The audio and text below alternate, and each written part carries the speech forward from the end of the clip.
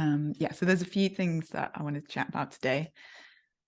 And I think one of the cool and interesting things is that on this model, I feel like there's a way that with your teaching, your guidance, you have a way of like roaming very freely across all these different things. And like teaching in a way that I feel like one of the signatures of your teaching is just like opening doors for people in a way that's very just like, here's a door that you can walk through, it's like possibility Yeah. It's a thing over here. It's very cool. And I'll put a link for anyone who's listening who would like to experience this. I'll put a link to the Dharma Garage SoundCloud, because there's loads of very cool, well, there's a small selection of some of the very cool guided meditations that you've done. And they cover a lot of different stuff. But today I thought it'd be cool to talk about the kind of top right corner of the map. So present awareness, absorption, and surrender. And when I think about these things, and I think about kind of you and your teaching and just who you are, there's a way that you do something very powerful with these. I think like a really nice example is the Koan course. But also just in the way that you describe things and a kind of like, the sort of like space of possibility that you hold.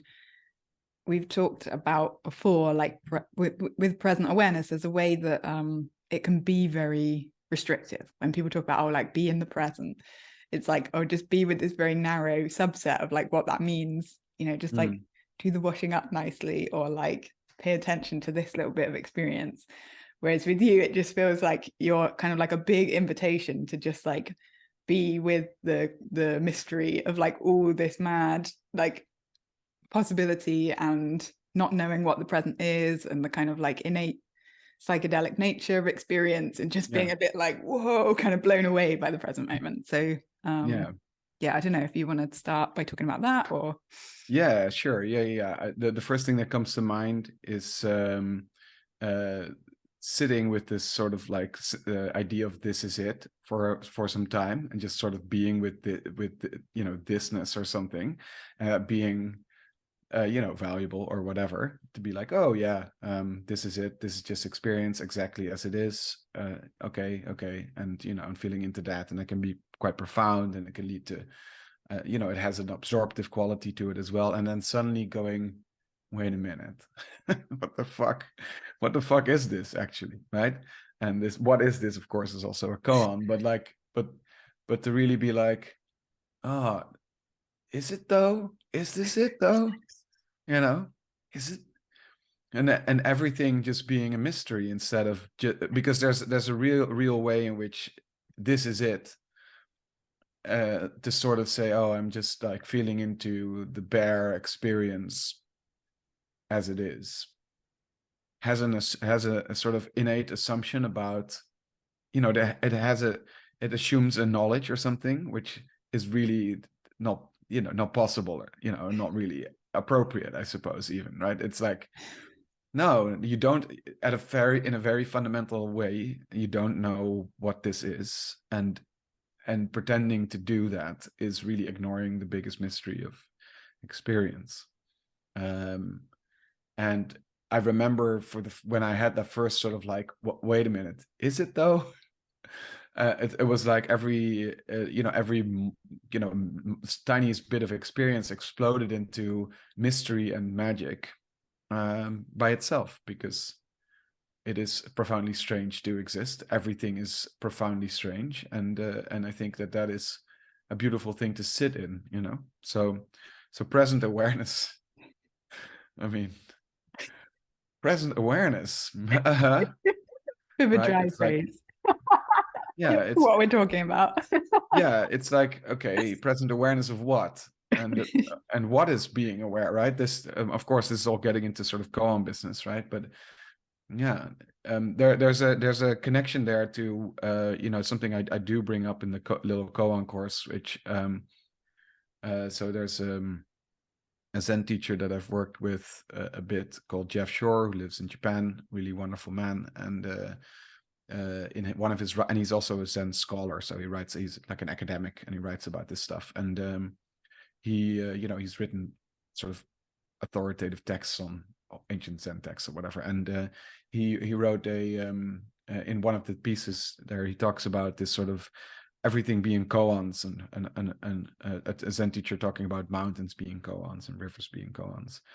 And I was reading that and I thought, you can have a koan vipassana where every mini sensation is not simply that sensation, but actually a koan. It's actually a mystery and very strange, and a question, right? A profound Yeah, question. beautiful. So yeah, Yeah, I think that sort of like opens to the possibility of the present being profoundly mysterious, and yeah. hard to even talk about, but yeah. I feel like it's you the phrase "nothing needs to be anything" is very like moves around in this space very nicely as well. Yeah.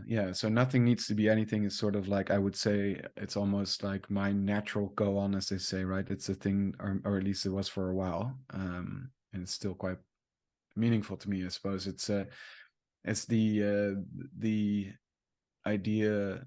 Yeah, I mean, you can describe it as a kind of emptiness practice, I suppose, but it's to sit and to just be aware that all the ways in which you conceptualize the world, in which you structure the world in your experience, it's the bedrock of suffering and of sort of closed down assumptions about what it really is. So, nothing needs to be anything can mean life doesn't have to be life. So what if life was no longer life in your experience? What happens if you let go of the sort of sense of life and all the duties and all the things that go along with that? The world doesn't need to be the world. I don't have to be I.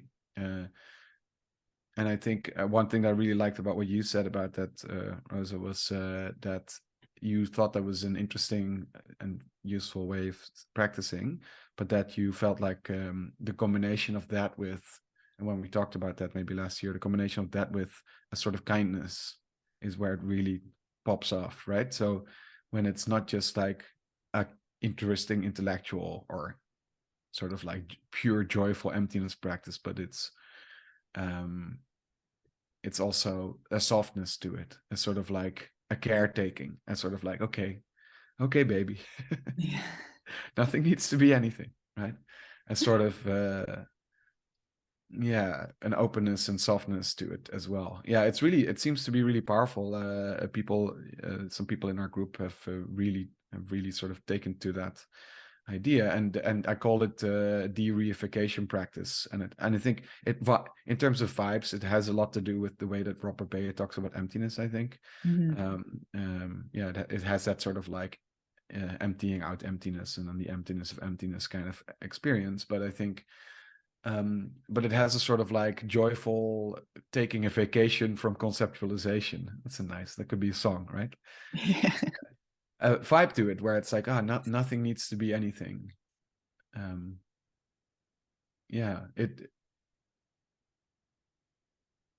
It creates a lot of freedom, I think.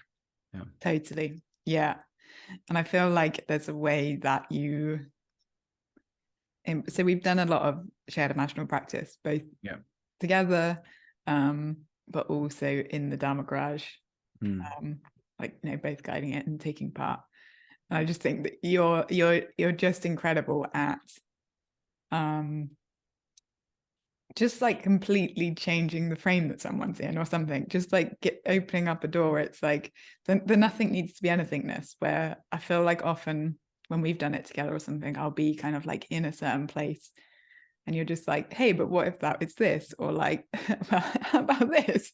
And you're like, oh yeah, cool.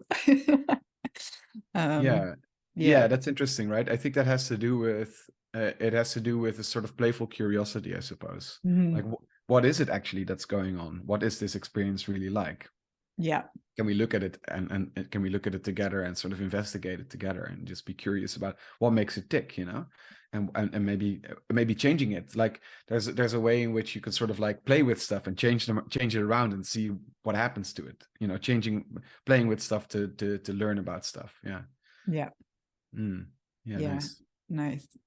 So then it's quite closely linked to both absorption and surrender. And I feel like the things we were just touching on there do cross over, because that's, I think, in the way that, you're describing this sort of like being with the mystery, being with the present moment in a way, like bringing your awareness to the present moment in a way where you're just like sort of blown away by the mystery of it. I think that inherently has a level of like surrender to it. So I think the example would be sort of that meditation of the chocolate gorilla, right? Perfect. That's like a perfect that's like a really nice absorptive practice. So maybe to explain that one, so because I think that just sort of summarizes lots and lots of stuff.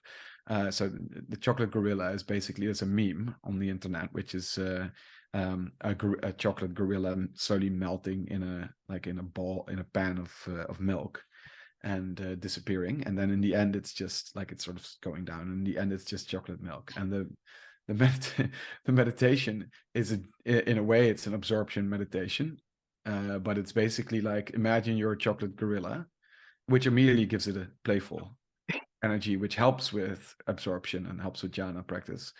And you're just melting and slowly in this warm bath, and I'll just go like, oh yeah, it's the milk is warm and it's really nice, and sort of like, and you start melting. And the interesting thing is that I will tell people that all the resistance that they feel to melting is also made of chocolate. So that's the thing. It's like there's, you know, and in a way that's sort of like a nice way to simply have no resistance, because your resistance is not going to stand against the hot milk. Like it's just going to melt, right? It doesn't have a choice. And I think that sort of captures a lot. And then you just become chocolate milk, and that's all you are. One of the most important things I've learned about absorption and jhana practice, I think, is that it's a lot about how transformative can you allow yourself to be? Can you allow your experience to be? Are you able to let go of the sense of a continuous experience that has to be managed and has to be the same all the time, and completely let go or stop resisting, and just become like a you know, like a morphing animal, just become chocolate milk, or become entirely, you know, a PT or something, like become the jhana.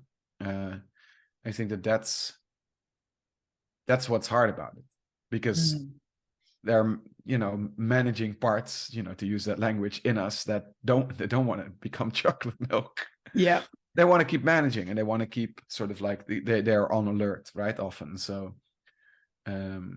yeah, that's the hard part about it. And I think recognizing that is important. It's right. So I don't really go for the concentration model of jhana at all. I think that's fine. You can do that if you want, but for me, it's much more about stopping resisting the depth of the jhana.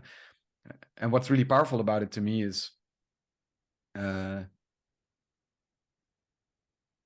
this is something that I think I learned initially, you know, this side of it, at least, I learned initially from Robert Bay's jhana retreat, but that sort of wonderful sense of understanding that human experience is much broader than we think. So we might have this idea that life is always like this, or it's always like this, but if you go deep into these jhanas, all of that just gets absorbed. So it means that what is possible as human experience is much wider. I think psychedelics, you know, it's a similar thing. You're like, oh, it's possible to be like this. Okay. And then with jhanas, I think it's similar. Yeah.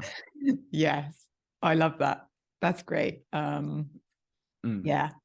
And I totally, in terms of like what this model is pointing out, fully in line with what you're saying, not to get too nerdy and mappy, but the kind of like where it triangulates on the map is cultivating flow by practicing embodiment. So it's like really just allowing the energies to take over and be the kind of like moving force through you, like you described. And maybe to say something about the sort of like being practiced. I think that's something that applies to all practice. I think for me that was really also like just a personal insight that I had when I was in Japan, coincidentally spending an evening in Jeff Shore's retreat place. I was in a weird place. A relationship had just ended. I was in Kyoto in a little house somewhere practicing in the evening, and I was like, wow, my life led me here. This is sort of what happened, and it's almost like the practice lives by itself. So I somehow find myself sitting there for a few hours practicing, and then sort of the realization hit me that this is happening right now. It's not just this I'm being lived through this story. Actually, the practice, I'm being practiced right now, and that sort of really opened something in me, and it opened a new mode of practice, which is I'm not trying to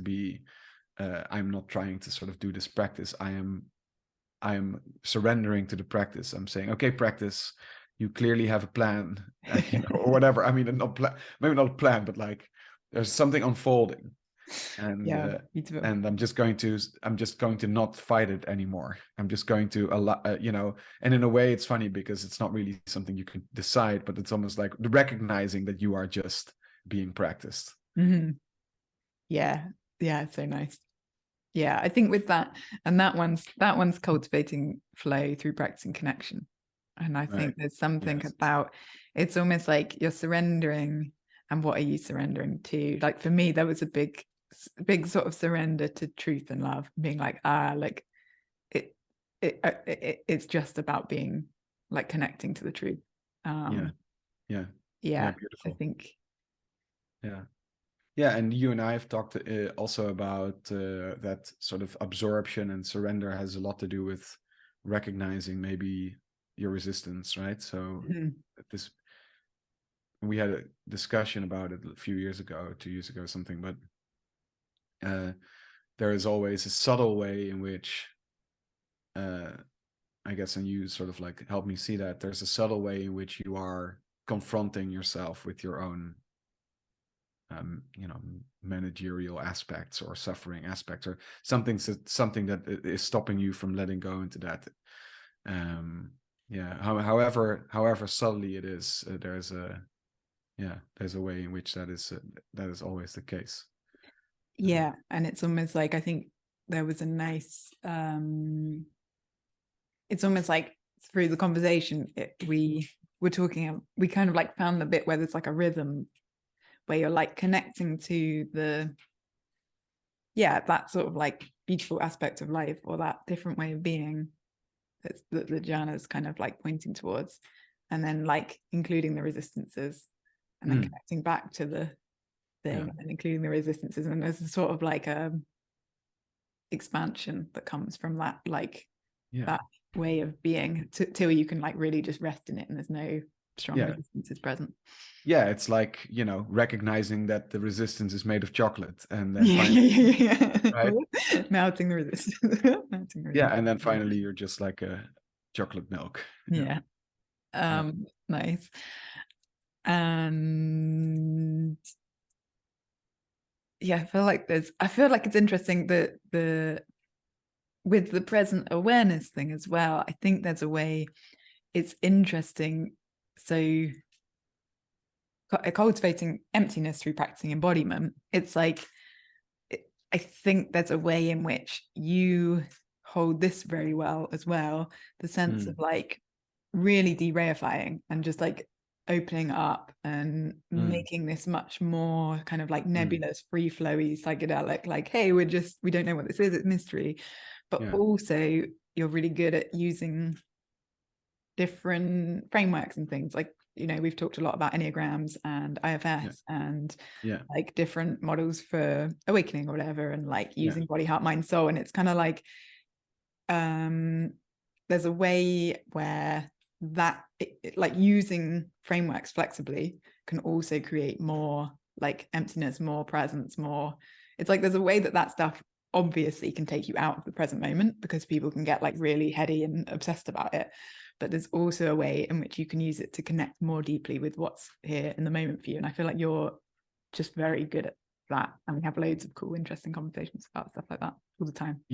Yeah, definitely. Yeah, and there's a feeling that comes along when you talk about it like that. Like there's a sense of it's almost like a subtle, like a sort of a very light touch magic or something, right? It's like the magic of sort of like just weaving these things, and then they disappear again, and then you make another one. And what about this? And what about this perspective? And it's just sort of very light. It's like these frameworks have their own emptiness quality in them in some way. Yeah, they are gateways rather than cages. Beautiful. Yeah. And then it like that, as you were talking about that, I feel like our whole, I mean, we've talked about maybe recording something specifically about friendship and connection and like how important that is. Yeah. But there's a way that like our whole flow sort of feels like that. We're just constantly 100%. hundreds of messages a day. Like, what about this? What about this? Yeah. And it has to do, I think that it has to do with that sort of idea of speaking about emptiness and the ineffable in a million ways, and never being worried about locking it in, because that there's always another million ways to talk about it. You're speaking from you're speaking from and about the sort of endless and ineffable, and the endlessly diverse and the endlessly dynamic, and you just know you won't ever exhaust it or limit it, because you could just have a completely different perspective. Yeah, that's nice. That's so nice. And also the way in which, I think as you were saying that, I was seeing how there's no sort of fixed boundaries in what is practice and what isn't practice. We just shift very fluidly between like life, work, love life, this thing, like blah, blah.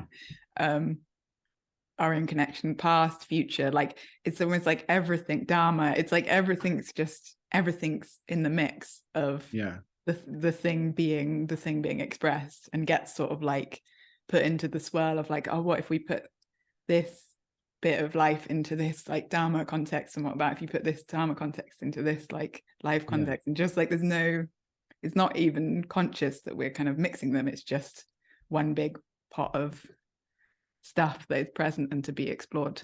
It's really cool, fun. Yeah, it's super inclusive, and it's sort of like it has a curiosity and an excitement about all of that stuff, and I think that's really nice. Yeah, it's really, really special. It's it is quite psychedelic, I think. I think that's really what it is, psychedelics being there's a sense with sort of the psychedelic mode where you have a different relationship with reality, with what is real. You sort of, things are emotionally real or whatever, and it's more about, there are, how can I put it? There's a fear, I suppose, associated with limited notions of what is real, that you can just let go and you just mess around with it and just play. I think that's related somehow as well. And I think maybe, did you want to say a bit about like the kind of tender aspect of tender absorption that feels important? Because I think there's a way that in our conversations together, we've sort of, really touched on some really kind of like deep, that just I think the most deep and meaningful things to me we've kind of like related to and the tenderness thing was dearly bought. I think it was right. It was a dearly bought, because of it has to do with sort of recognizing tenderness, and softness has to do with a lot of suffering and just being like, how the fuck do I get out of this, or how do I even engage with this? And so a lot of pain. I think that tenderness. So for me, the sort of general idea of tenderness, or maybe loving yourself or something like that, was always a little difficult to sort of get generally, until I started understanding, it's about being tender in very specific ways, very surgical tenderness, sort of small, vipassana, like you're being tender about a little sensation. You're being tender about all the little details of your experience. Not otherwise, it becomes just like a saying or something. It's like, oh, just be nice to yourself, right? But if you can sort of like really be like, no, I'm feeling as precisely into what's going on as possible, and I'm applying softness to it. I think that is then it suddenly starts to make sense. Yeah, I feel like I'm gonna cry just thinking about it. Yeah, but that is, I mean, yeah, that is really powerful, I think, and it has a bit to do with, and at around the same time that we talked about that, you sort of had that reflection where you said, the tenderness is really key to the nothing needs to be anything, without, it makes it very different, and I think that's totally right.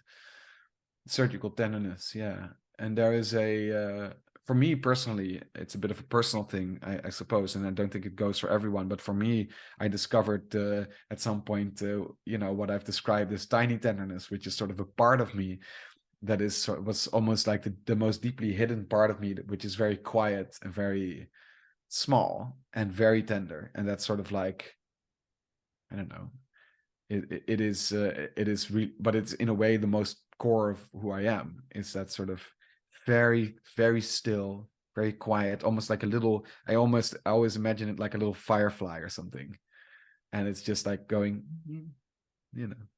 moving around, and it's touching everything, and that tenderness also being a way to, I don't want to say protect yourself, but sort of keep yourself safe.